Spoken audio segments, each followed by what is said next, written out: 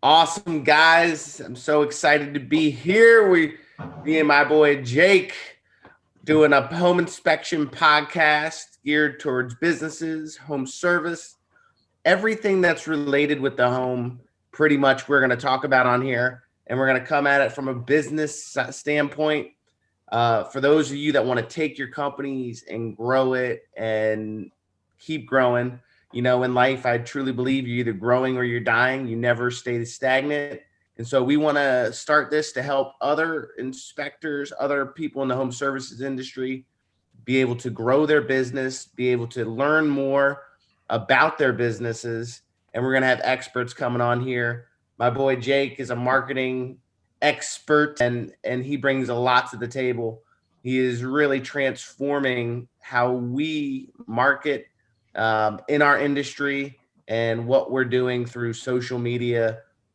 He's really is a stronghold on it. So welcome, Jake. I'm Thank so you. glad to be hosting this podcast with you. Happy to be here, and I can't wait to share a little bit of the knowledge I've gained and help some people, optimize their businesses and use some of the tools at their hands to keep improving, like you said. Yeah, and you know what? We partnered up because I have the home inspection business background. Jake has the marketing background, and together we just feel like we can add tremendous value to our listeners. And so, welcome to the first show. We're going to dive into a little bit of our backgrounds and how I came up through the inspection industry. Jake's going to fire off some questions, and I'm going to answer them. And through this, it's this platform. And I just want to say this: we want to be totally transparent, and it's not just about our successes, it's our failures. I think a lot of business owners get in their own way because of they're afraid to fail, they're afraid to make that wrong hire, they're scared to invest a little bit money into their business, with the risk of losing it. And let me tell you what, first and foremost, we wouldn't be the company we are. We wouldn't be where we are today if we hadn't failed a lot. And that's any success story. There's a lot of failures. So we're going to be transparent on this podcast. We're going to share failures. We're going to share stupid mistakes that we make, that have helped us grow. So wanted to get that out there. Yeah, no, that's perfect. That sounds great to me. And you know what? That's incredibly valuable. If you've gone through something and the best way to do it and what is mistakes someone could avoid right off the bat, they just have that higher level of comfort to make that initial investment into, some new technology or some new way of doing things. Exactly. We want you guys to be able to learn from our failures and maybe not make the same mistakes so you can get to where you want to go a lot quicker. All right, so let's get started with the first question I have for you today, Joey. Oh, So how did you get started in the home inspection industry?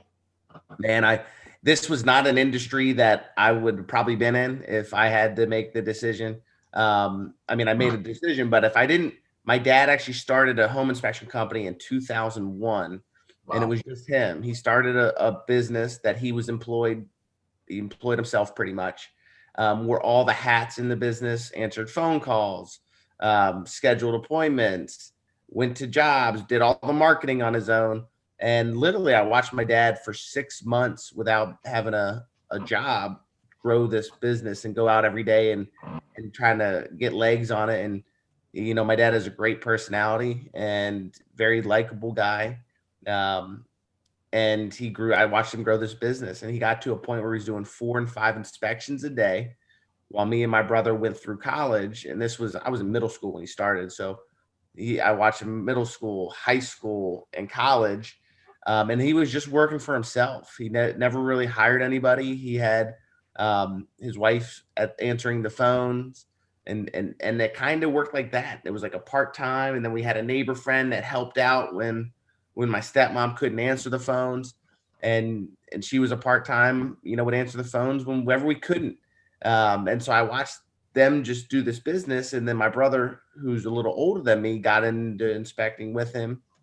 And I watched my brother, doing inspections, making a living for himself. And I said, man, this could be a good job when I get out of college. I've grown up in the industry. I was my dad's helper. Um, and rather than try to go get a job making, 30 to 40 grand a year. I said, why don't I hop in the family business? And I jumped right in. And so it was one of those things where I always had an idea in my head that I wanted to grow this company, but I never really knew how to do it. And like most of us don't, you have this idea like, oh, I'm going to join this business to make it better. And really what happened, I graduated college 2012. I became employed by the business and I just became very busy doing inspections. And we were doing 3 and 4 inspections a day. Wow. Which is crazy. If you're in the inspection world, you know how crazy that can be. Finishing reports on site, probably not doing 4 inspections a day. Quality of work probably wasn't there, but we were all personable. And, I always tell people it's not about doing a great inspection. It's about your likability, your ability to relate with people and build a relationship in a short amount of time to get them to trust you and like you. And that's business 101, like building relationships. And, and so we were crushing it, but I was working 6-7 days a week. If my dad and my brother went on vacation, it was hell because it meant I worked every day and days were loaded.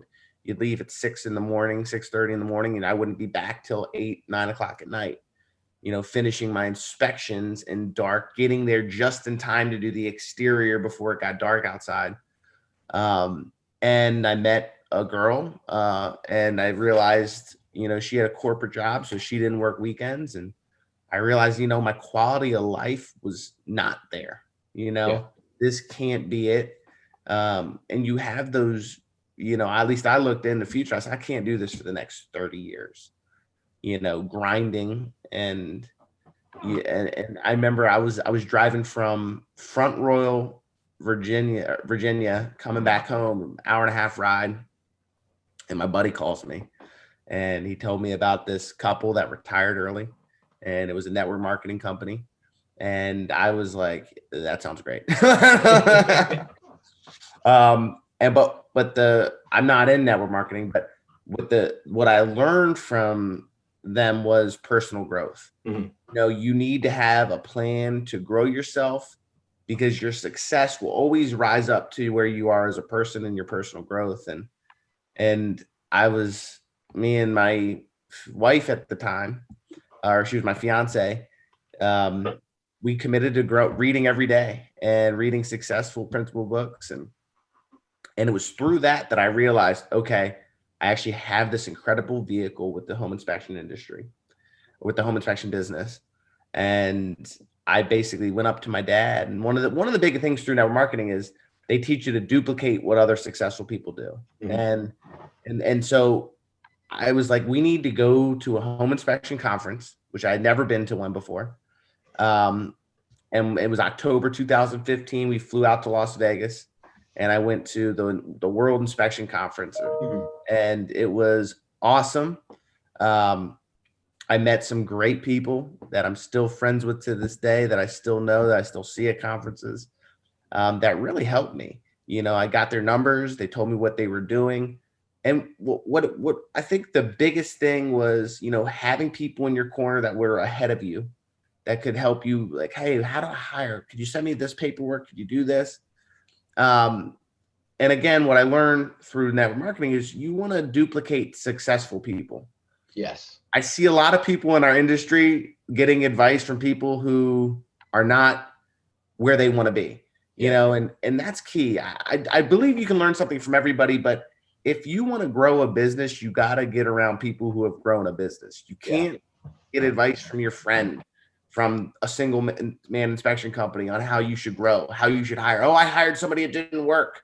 No, find the people that it worked for. Right. So, and I got these phone numbers of people that were ahead of me. And I stayed in touch with them and was able to, grow a business. And it really gave me belief. I got back and it gave me tons of belief. To my dad's credit, because he did start the business, and I see a lot of other business owners in this industry, they're afraid to hand over the reins. I'm so grateful that my dad, I had this vision, I had this idea, and he said, if you want to do it, take it and go, and never held me back. never held me back. And so that's a testament to, if you guys truly want to grow, you're going to have to give up some reins, Yeah. trust other people, because you can't do it on your own. And if you try to do it alone, you're going to drive yourself crazy. And so that's how I kind of got into this industry. That's how we've grown to we're the largest home inspection company in the state of Virginia. Last year we did over 4,300 inspections. This year we're going to do close to 4,000 because of COVID. But now people it's with my size of company, it's more of, are we gaining market share? Is the marketing that we're putting out working? And, and I want to say this before I mention this company, we are always going to promote companies that we trust, that we use, and that we have tons of faith in. I'm not here to promote companies that we wouldn't use or we don't trust, just because they may give us money at some point. That's not what we're here to do. We're here to promote companies that are truly going to help you in your business, and that we find that could provide tremendous value to you guys, our listeners. But I go financials, inspection go. When I got their accounting, that changed my business. We've been doing that. We've been using their accounting for almost a year now, or maybe not even a year, but 6 months. But it is having up-to-date financials with a company that understands our industry has been huge for us, has been tremendous. And even though revenue-wise, we're not where we were last year, our cash position is a lot better. That's awesome. Yeah. So one of the most interesting points I thought you brought up there was that when you started, it was, daunting to see, all right, here's where we are at point A, here's where I want to be at point B. And you might not even know exactly where you can get at point B, but it seems like that path in between is daunting when you can't visualize it. So what I got from what you were talking about, your path and your story here, it sounds like if you can't visualize it, you either need to take these little steps and keep moving forward, and at the same time, you need to talk to people to understand their path. How did they get from point A to point B and really get in there? Oh yeah. I mean, you're going to learn from people, and learn from the right people, and I think you get to learn from the right people when your personal growth, as you start growing. And so I think it's very important for people, listen to this podcast, because that's going to help you grow your business. But also listen to other successful people, listen to their mindset, read about them, read their books, read their material, because it'll change how you see things, and it'll change your lens through which we filter the world. And that's powerful, right? And that'll put you in front of the right people. If you have a plan for personal growth, that will help you see the right people, see the right opportunities, just see opportunities, and build a lot of belief. A lot of us, we have insecurities. We're insecure. It's the negative voices that we tend to tell ourselves that hold us back.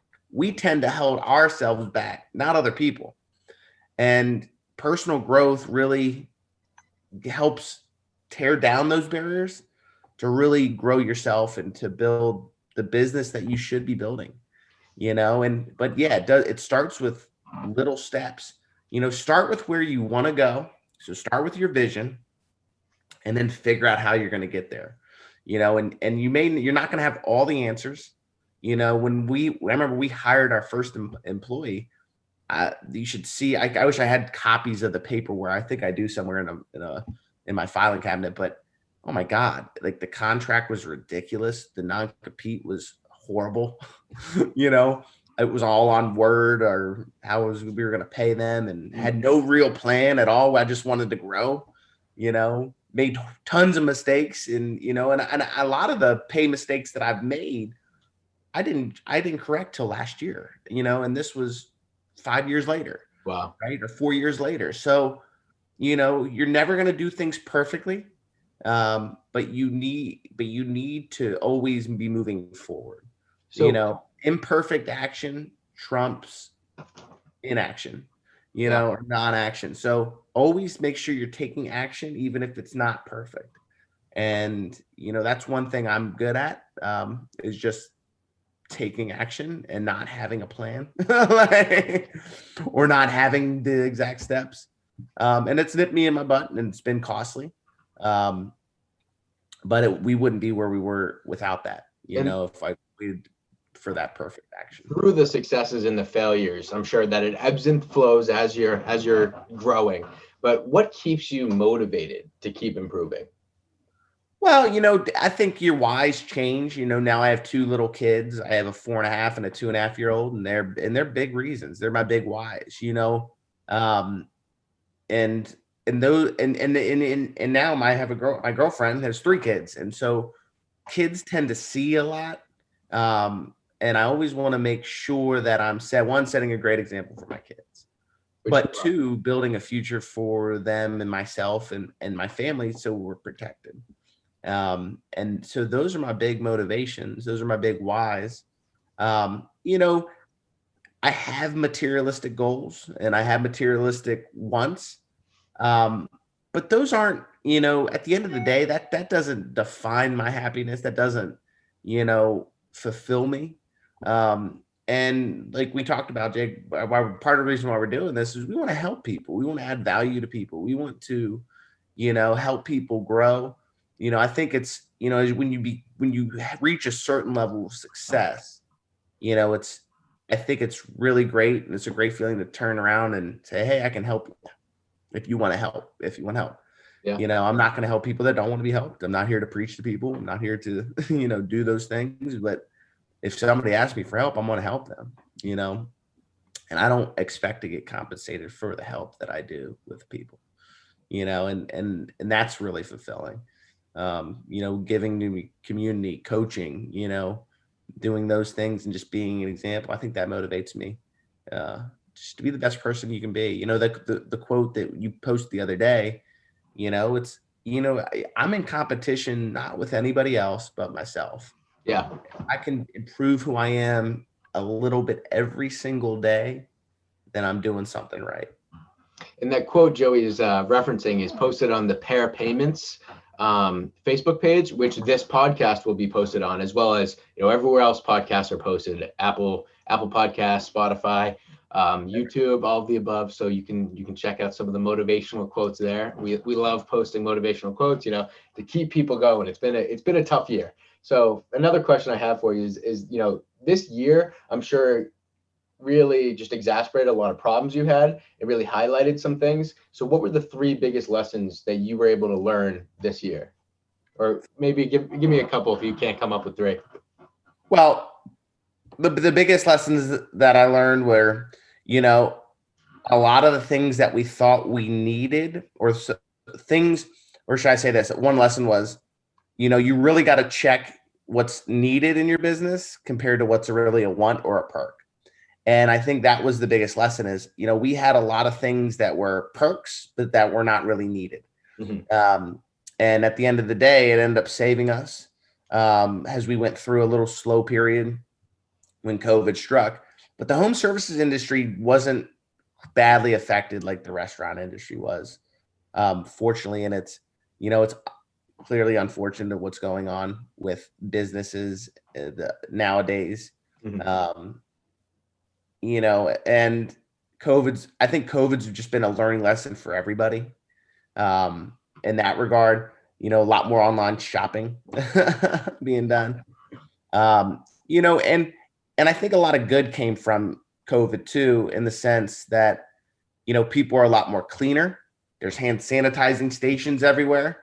I'm a little bit of a germaphobe, so I love seeing that. Everywhere I go, I can put my hand out and I'm getting squirted with some hand sanitizer.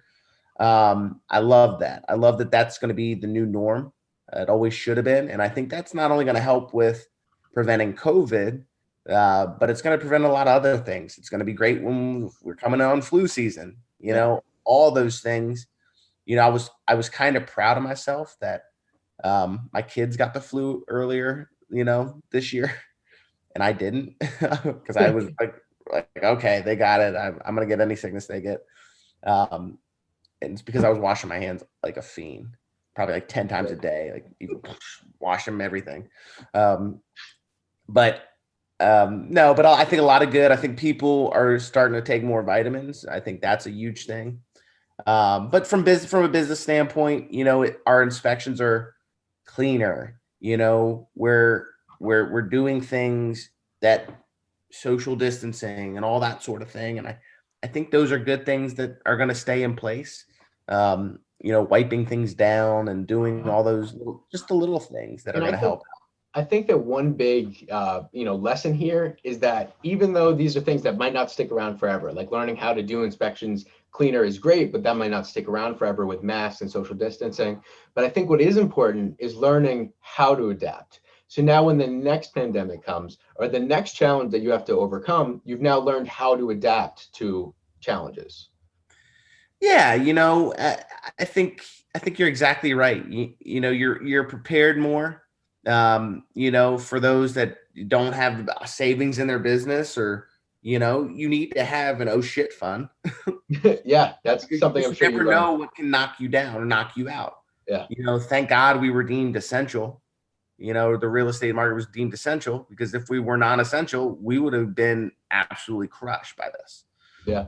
Um, and the whole economy would have been. I mean, it's just so yeah, it's learning to adapt and always being willing. I think it's important just not to be stubborn and listen to key people, see what others are doing. I remember when this happened, I got on the phone with Mike Spears and with the Elite Group out of California. And me and him were talking about what was going on and some things we were going to do differently. And again, I think there's power in knowing that you don't have to be the end decision maker, and you need to be able to bring people in that can share ideas with.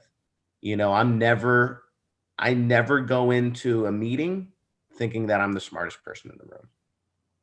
I may have ideas, but I want to bring, hey, what other ideas do you have? And I think it's very important to let other people share their ideas before you tell them your idea, because you'd be surprised. And I'm always amazed when I have inspector meetings and I get all my inspectors together and I have an idea of what I want to do, how often I hear somebody else's idea and I say, I like that better. And when they share the idea, I always empower them and I give them the credit, because even if it was my idea to begin with, right? I never will be like, oh, I had that idea too, and that's what we're gonna do. Great idea. No, I am like, hey, that's a great idea. We're gonna do that. And I think as a leader, it's building people up and just trying to, build people up and empower them to make decisions. And I don't have to be the decision maker, as the principal owner of our company. And I don't want to be. I don't want that. I'm the facilitator. Yeah. I hate the word boss. I never want to be called a boss, for those listening. I like leader a lot better. And my goal in my position is to develop other leaders and help them grow and achieve what they want to achieve. And that's key. Yeah, that's great. And that's some really insightful stuff there. That's, Yeah. Really applying what I'm sure you learned in a lot of leadership books. Yeah, man. And it's crazy. I'll never forget. I played college baseball with a great coach. He's one of the most all-time winning coaches in the history of college sports. And he was just, I'm reading this John Maxwell, the 5 levels of leadership. And I'm like, this was my baseball program. Like the way that he let seniors lead. And then he had class representatives of each class and leaders of each class. And it was just like, wow, this is crazy. And when we think of like success or leadership principles, those are principles because they work, right? Yeah. They're not like fictionists. Those are principles. Success principles are principles because they work. And they're applicable and you can see how they work. So one question I have for you is some of the leadership resources you have. So any of our listeners who are interested, you can actually get a free PDF online of this. But Shackleton's Way is an incredible leadership book that combines history and leadership principles, as Joey was saying, and then shows you how they apply into a modern business environment. And so Shackleton's Way is a book I highly recommend. If you're interested in history, exploration, and leadership, that is a book that you can take a lot from and apply to your business right away. And Joey, do you have any books that you can recommend some of our listeners? Well, I think, I think what we're going to do is we're going to be promoting a book every week, because I think it's very important for our listeners to grab some material and to read it. So the first book I'll promote is The 5 Levels of Leadership by John Maxwell. Get your hands on it and start reading it, and you're going to see where you are as a leader in those levels. And just like in life, where we never reach our full potential. We always are growing. We're always learning, hopefully. Well, it's funny. It amazes me that, a lot of people just don't learn, don't put in the time to learn. If you are in charge of people, or you are a manager of people, and you own your own business, you have a responsibility to the people that work for you to make sure you're always growing, to make sure you're always learning and evolving, because it's not just about you anymore. And you owe that to your people to start doing that. So we're going to promote a book every week, and so you guys can grab something, and hopefully maybe it's something of stuff we talk about. I think that's important. All right. So one last question I have for you is, where do you see the future of the home inspection industry? And just for our listeners, we are hoping to, in the next few podcasts, go into this. What's the future of the industry, and how can you use a lot of the modern tools that we have access to? How can you use them to improve? And we want to get into like the actual details of it. In the next few podcasts, we will. But just as a general overview, where do you see the future of this industry? Well, I mean, with the way technology is going, you have artificial intelligence and all that stuff. I wouldn't be surprised if in the next few years that it can be done digitally. That people may not even have to show up to a home inspection, because it's being done on camera by a person, and no one will even have to be there. Wow. Save times, money, and tons of resources. I see that's where it's going. It's kind of like police officers, how they have the cameras on them, and they're live cameras. I see that kind of being the part of the future.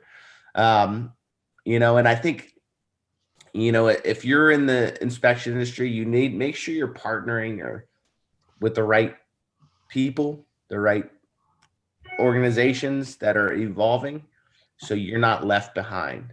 And you want to make sure you're at the forefront of the industry and not falling behind. Yeah. So, but yeah, I see. It's amazing. With the softwares that are out there, you have Zillows, you have all this information. I think the home services industry is changing tremendously, and it's rushing. Yeah. It's just a fast paced time, but that's great, man. Thanks for all the great questions, and we're gonna have more. We're gonna have leaders in the home services industry on our show. We just want to make this first intro a little bit about, me and the home inspection industry and how I got involved for our listeners. But guys, we're going to have leaders throughout our industry, and we're going to have home services experts on here. Business owners, we do want to keep it to the business aspect. But yeah, we're going to load this thing with tons of information and great resources for all of you guys. Yeah, well, thank you very much to all our listeners. Thank you, Joey, for the great insight. I've already learned a lot. Can't wait to see where we go with this. Awesome. Thanks, Jake. You're the best, man. All right. Have a good one.